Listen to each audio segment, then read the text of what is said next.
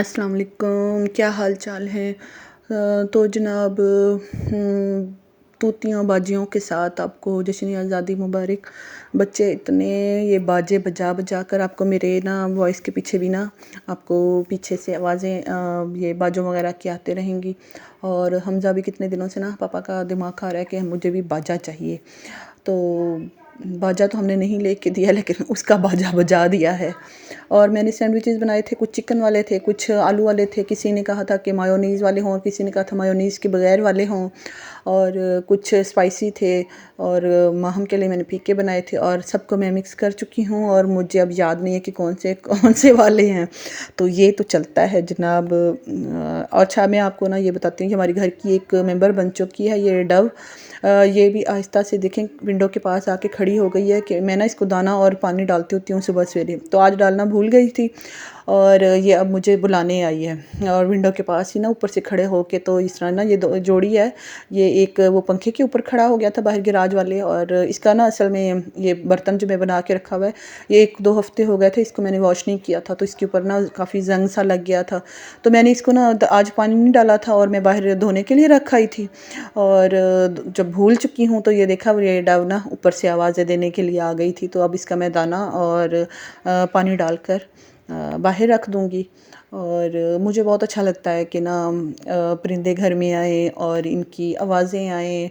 और पता नहीं, कुछ लोगों को नहीं भी पसंद होंगे, लेकिन मुझे बहुत पसंद है कि ना मेरे घर के से परिंदे आएँ और दरख्तों पर बैठें। और मुख्तलिफ़ मतलब परिंदों की एक बुलबुल भी बैठी थी। इसने घोंसला बनाया था अपना। तो मैंने आपको दिखाया था वो जो उस साइड पर जो दरख्त है ना, उस पर ये बुलबुल ने घोंसला बनाया था। तो मैं वापस अंदर आ चुकी हूँ, और रूटीन के काम स्टार्ट हो चुके हैं। किचन धोने लगी हूँ। इस साइड पर मेरा ना टेबल पड़ा होता है, उधर मैंने ना ओवन रखा हुआ है। तो उस ओवन के जो टेबल जिस टेबल पे पड़ा होता है ना, तो उसके नीचे से इतनी अच्छी तरह सफाई नहीं होती थी। तो मैंने इनको ना आज इनके घर पर थे, तो उनसे कहा कि मुझे टेबल पीछे करके दें। और या तो मैं कुछ सेटिंग चेंज करूँगी, या फिर कुछ और करूँगी। तो मुझे ना ये मैंने बताया था आपको, मैं 2-2 करके ना सारी कैबिनेट्स इस तरह साफ़ करूँगी। तो ऊपर वाली साफ़ हो चुकी थी 1-2-3 दिनों में करके।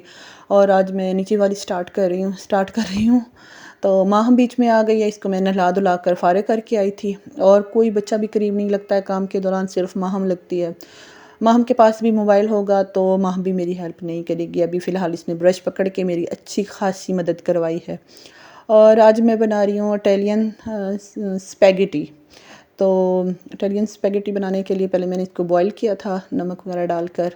और मुझे लग गई थी शदीद किस्म की भूख, और मैं कुछ एप्पल और नाशपातियाँ, सेब और नाशपातियाँ ले आई थी। और अब मैं इसको खाऊंगी। सारी तो मैं नहीं खा सकी, बच्चे एक एक उठाते उठाते ना फिर मेरे हिस्से में 2-3 ही आती हैं। चिकन मैं बताया था आपको, मैं मैरिनेट करके या बना कर रखती होती हूँ।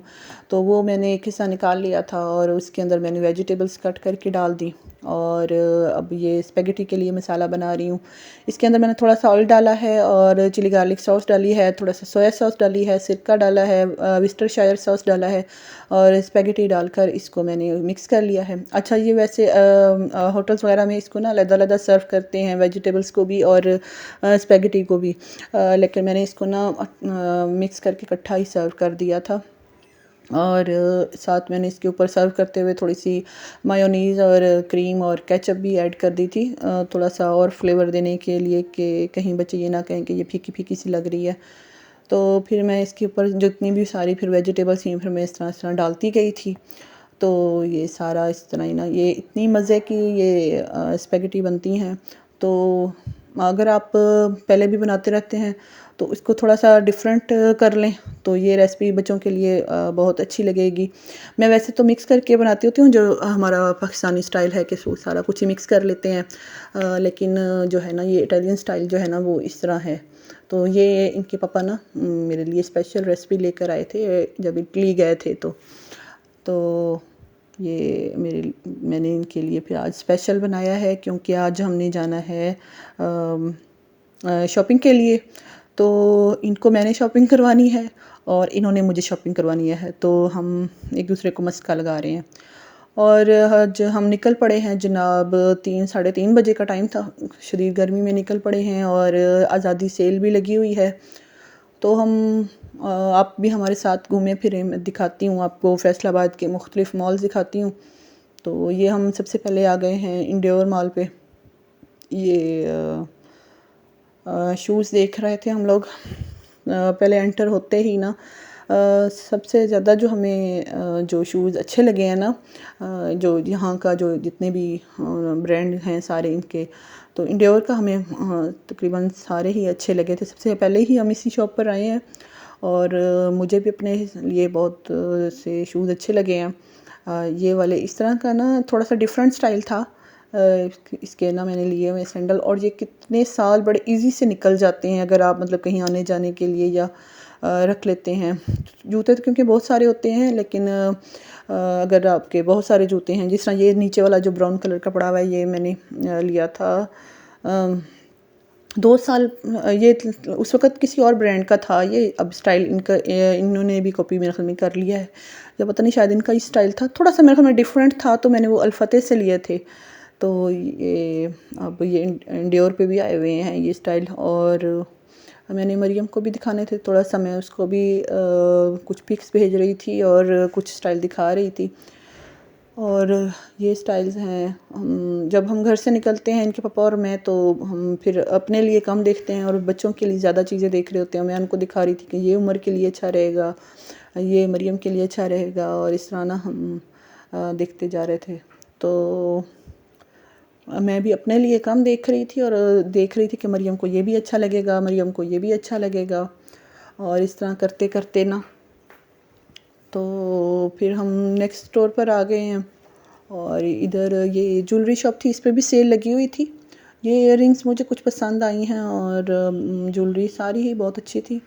सेल लगी हुई थी। प्राइसेस मैंने 1-2 के पूछे हैं, लेकिन वाली बहुत ही यही जो रिंग्स मैं आपको दिखा रही थी, इयररिंग्स, ये मैंने यही ली हैं।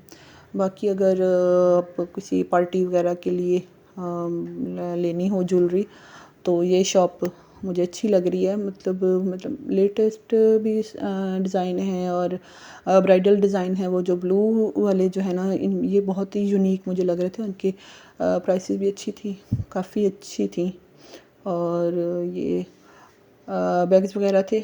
बैग्स मैंने सारे ही खोल खोल के देखे हैं, सारे तो नहीं, 3-4 जो लाइनों में जितने भी लगे हुए थे, तो मैंने खोल के देखे हैं, और इसको मुझे ना इतने कोई ख़ास नहीं लगे हैं।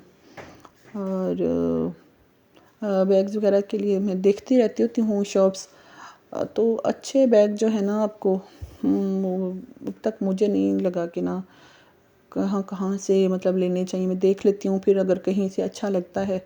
अभी तो फ़िलहाल मेरे पास बहुत ज़्यादा अब तो जगह भी नहीं है, लेकिन जब कहीं आना जाना हो तो फिर पर्स कोई भी नहीं होता। फिर जब कहीं आना जाना होता तो फिर हमें पर्स लेना पड़ता है। पर्स और जूते जब भी इतने ढेरों लगे होते हैं, लेकिन जब कहीं आना जाना होता है तो ना कपड़ा होता है, ना जूता होता है, और ना ही पर्स होता है। तो ये हालात होते हैं, और मुझे लगता है कि अक्सर से ज़्यादा ख़वातीन के ना यही हालात होते हैं। और अब आजकल मेरे मियाँ साहब के साथ भी यही हालात हैं। उनके घर कहते हैं कि ना मेरे पास कोई कपड़े हैं, ना कोई जूते हैं, और ना ही कुछ है। तो आज मैं उनको शॉपिंग करवा रही हूँ। तो उनकी कोई जीन्स की पैंट लेनी थी, और इधर से इनको एक आधी पसंद आ चुकी है। ये बड़ी मुश्किल से कुछ पसंद आता है इनको।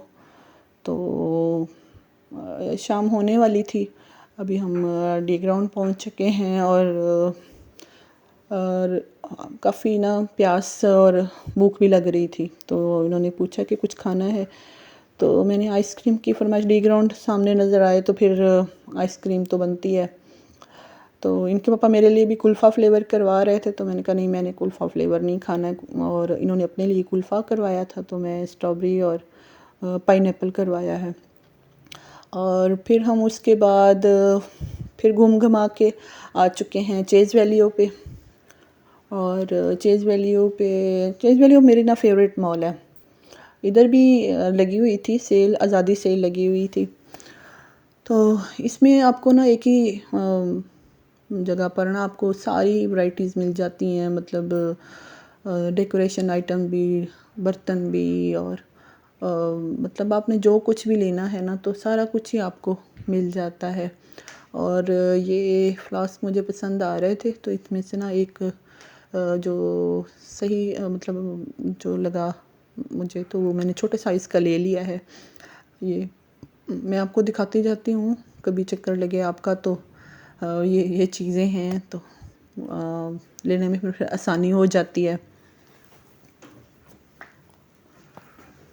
ये देखें, ये अच्छा, बर्तन आजकल बहुत ही ज़्यादा महंगे हो चुके हैं और मैं ना देख रही हूँ कि दिन ब दिन जो है ना हर चीज़ महंगी होती जा रही है। समर कंबल मेरे ना ख़त्म हुए हुए थे, तो मैं चेक कर रही थी कि इधर क्या प्राइसेज हैं। लेती तो मैं ना वो वहाँ से हूँ, शहर वाली साइड से ना, वहाँ पर कुछ इधर से रेट होते हैं, कुछ कम ही होते हैं। तो मैं देख रही थी कि अगर रेट कितने कितने हो चुके हैं, बहुत ही ज़्यादा हो चुके हैं। मेरे ना एक ग्राइंडर भी ख़राब हुआ है। वो मैं आपको बताया था कि मैं वो कुंडी से कूट कूट के मसाले बनाती हूँ, तो वो भी देखा है। तो लेकिन जो मुझे चाहिए था ना, मैं एक दफ़ा पहले भी इस तरह का ले चुकी थी, तो वो मेरा ख़राब हो गया था। वो जल्दी ख़राब, मतलब वो जो ऊपर से ढक्कन पुश करने वाला था, तो वो मेरा ख़राब हो गया था। फिर मैंने दूसरा लिया था, ये भी ख़राब हो गया। मतलब ग्राइंडर तो मेरे इतने ख़राब होते हैं, मैं आपको क्या बताऊँ। और ये भी, और ये मैं आपको बताती हूँ कि ये इसके ऊपर लिखा हुआ था पाकिस्तान जिंदाबाद। तो जो लड़की इधर खड़ी थी ना, तो मैं इससे पूछ रही थी कि ये इसके ऊपर क्या लिखा हुआ है। मैं पहले तो डर गई, पता नहीं, मैंने कहा चाइना वाले क्या अपनी तरफ से क्या बना के लिख देते हैं। तो मैंने गौर से देखा कि मतलब क्या लिखा हुआ है। पे लिखा हुआ था, लिफ और फिर काफ और सीन। फिर मैंने गौर किया, मैंने उसको भी बताया। मैंने कहा ये कहती पता नहीं मैम क्या लिखा हुआ है। तो मैंने कहा नहीं, ये लिखा हुआ है पाकिस्तान जिंदाबाद। और ये सबसे नीचे वाले स्टोर के ऊपर ना, जो सबसे नीचे वाला स्टोर नहीं है, सबसे नीचे वाला जो है फ्लोर, इस पर लगी हुई थी कुछ एग्जीबिशन लगी हुई थी 14 अगस्त के सिलसिले में। तो मैंने सोचा कि आपको भी दिखा दूँ ये कुछ डेकोरेशन आइटम्स। ये दिखाती हूँ आपको, ये इस तरह के बने हुए हैं। और आज जश्न आज़ादी के नाम पर ना इस मॉल पर ना हमारे साथ ही बहुत ही हुई है। मैं जो जो चीज़ें मैंने लेनी थी वो ले के हम ट्रॉली में रख कर जब पहुँचे हैं, तो इतनी इधर से कुछ इतना ज़्यादा लिया नहीं है, थोड़ी सी कुछ लिया था। तो जब बिल करवाया तो उन्होंने कहा कि थोड़ी सी अगर आप और शॉपिंग कर लेंगे तो आपको एक कूपन मिलेगा और उससे शायद आपको कुछ इनाम निकले। तो इनके पापा कहते हैं कि ना 700-800 रुपये का है, शॉपिंग अगर करनी है तो और कर लो। तो कूपन कोई कह रहे हैं कि निकलेगा, तो ये वो। तो मैं तो थकी भी बहुत ज़्यादा थी, चलो मैंने कहा चलो कुछ और ले लेती हूँ। फिर मैं दोबारा इस साइड पर आई हूँ और यहाँ से मैंने कुछ जो ले लिया। और अब हम बिल करवा रहे थे, तो बिल करवाते वक्त उन्होंने कहा कि ये आपका कूपन निकला है और आप सबसे नीचे वाले फ्लोर पर चले जाएं, वहाँ पर आपका कूपन क्लियर होगा। उस कूपन पे जब निकला तो देखे हैं कि वहाँ से ना 100 रुपया इनाम निकला है। तो उनके पापा कहते चलो चलो चलो, अब 100 रुपये का तुमने क्या लेना है। मैंने कहा नहीं नहीं नहीं, 100 रुपये का मैंने लेना है। पहले तो हम सोचने लगे कि 100 रुपये का इस मॉल में क्या मिलेगा। फिर जो है ना कॉस्मेटिक्स पे ना आईलाइनर और एक लिप पेंसिल पड़ी हुई थी, तो 200 की। तो फिर वो हम 100 की लिप पेंसिल थी। 100 की लिप पेंसिल लेके हम लोग जब काउंटर पे गए तो उन्होंने कहा नहीं, ये 100 की तो है, तो आप शॉपिंग 200 की करें ताकि वो कूपन जो है ना पूरा। मतलब इतना हम लोग 100 रुपये के लिए, इनके पापा फिर मुझे गुस्से हों कि तुमने कहा था कि 100 रुपये की जो है ना लेनी है, तो इन्होंने तो कुछ लेनी नहीं थी। तो कुछ शूज़ वाली शॉप पे चले गए। फिर वापसी पे भूख लग चुकी थी और बच्चों को मैं पैसे दे आई थी उनके लिए शवारमे के लिए, और हमने सब्जी खा ली थी। और ये किनाल रोड पर मैं इतनी थक चुकी थी, बहुत ही ज़्यादा किनाल रोड को खूबसूरत सजाया हुआ था, लेकिन मैं थोड़ा सा ही वीडियो बना सकी थी। तो अगर आपको ये व्लॉग अच्छा लगे तो लाइक कीजिएगा, सब्सक्राइब कीजिएगा। जुग जुग जिए मेरा प्यारा वतन, लब पे दुआ है दिल में लगन। अल्लाह हाफिज़।